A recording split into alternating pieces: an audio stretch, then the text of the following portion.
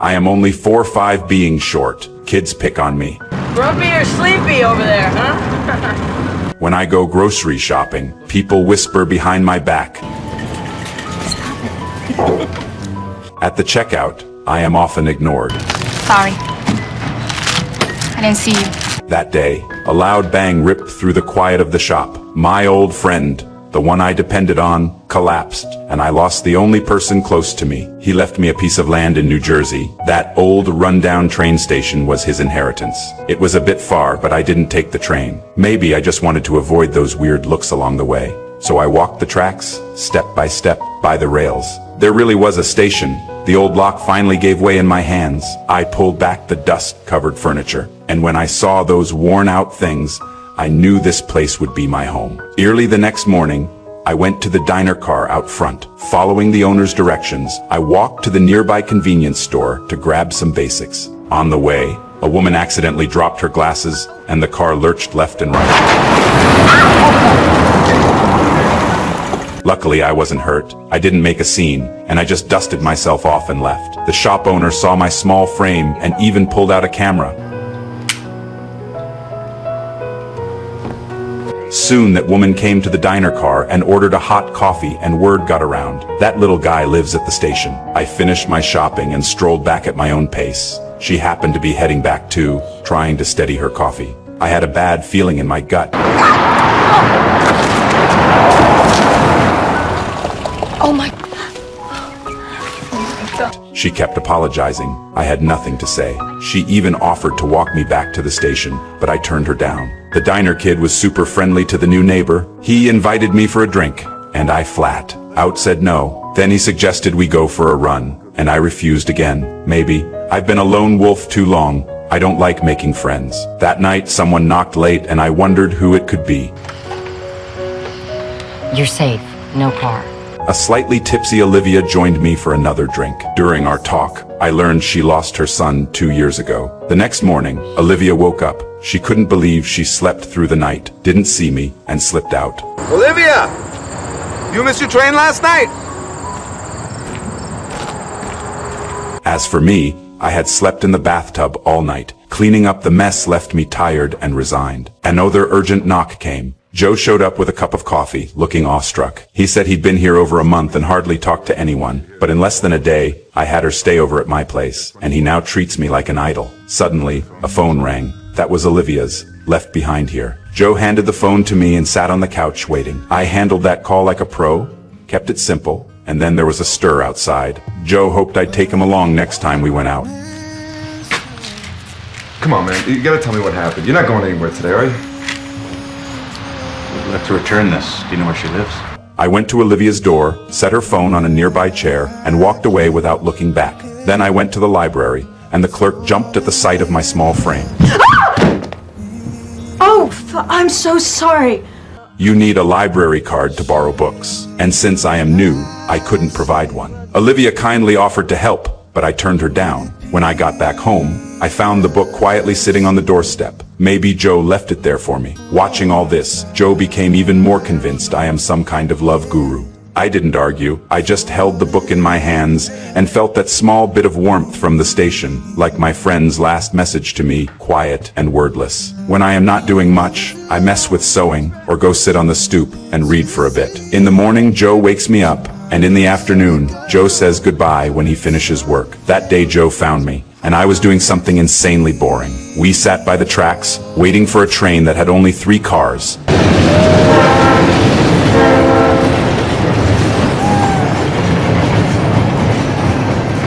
Yep, that boring. Joe stuck to my tail, asking if I was thirsty or hungry, and I only answered with 2 words. On the way we ran into Olivia. Joe, all smiles, invited her to lunch. What shocked me more, there is actually a train watching club. They meet once a month and play the train videos they shot. I didn't have a camera, so I just got to watch other people record life, only a spectator. At lunch, Joe's phone rang. His dad was sick and couldn't find his meds. Joe freaked out and bolted home, leaving the 2 of us at the table with cold plates and silence. The air felt cut, like a film suddenly missing a shot. That day I went for a walk alone. A little black girl quietly followed behind me. I turned to say hi, and she ran off. After that, Joe often went walking with me, The old train spot could eat up a whole morning. When we passed the library, we'd nod to the desk clerk. Those tiny moves are the threads that tie us to the world. Maybe, 'cause I felt a bit guilty those days. Olivia suddenly showed up with a camera. We passed an abandoned rail car by the station, and a girl told us she'd seen Olivia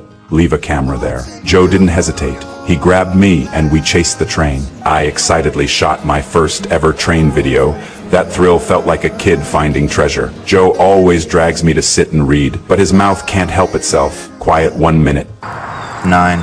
Spilling everything the next. Olivia slowly joined our walking crew. The three of us wandered with no plan, though Olivia kept worrying the train might show up, like she is scared of what time might bring. When the afternoon wrapped, we went back to my station. Joe couldn't help himself and went back to his stall, playing with a few kids. Seeing those happy kids, Olivia's face froze. Memory tugged at her. She thought of her son, but forced a smile and said goodbye to me. I could see her smile was fragile. There is a crack inside her that won't heal.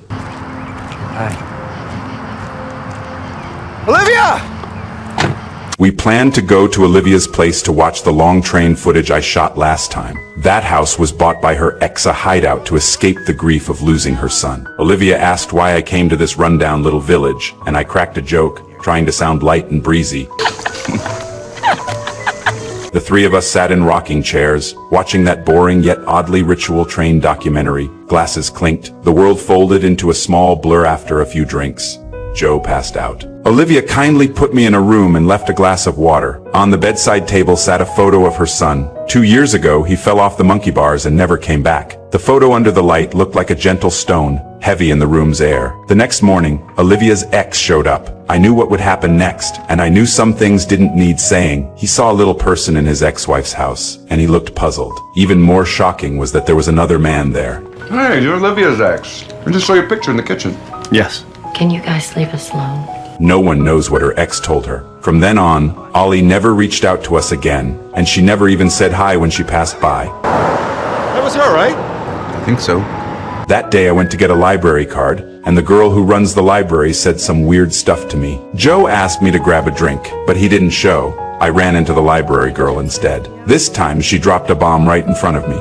She is pregnant. She only told me, and she didn't even dare tell her thug of a boyfriend. I didn't know what to say, so I just stayed quiet and sat with her. Leaving the bar, the girl ran into her boyfriend, and he shoved her away. I stepped between them to stop it, but my tiny frame just got shoved around. Stop it, Finn! Go! Go! Just go!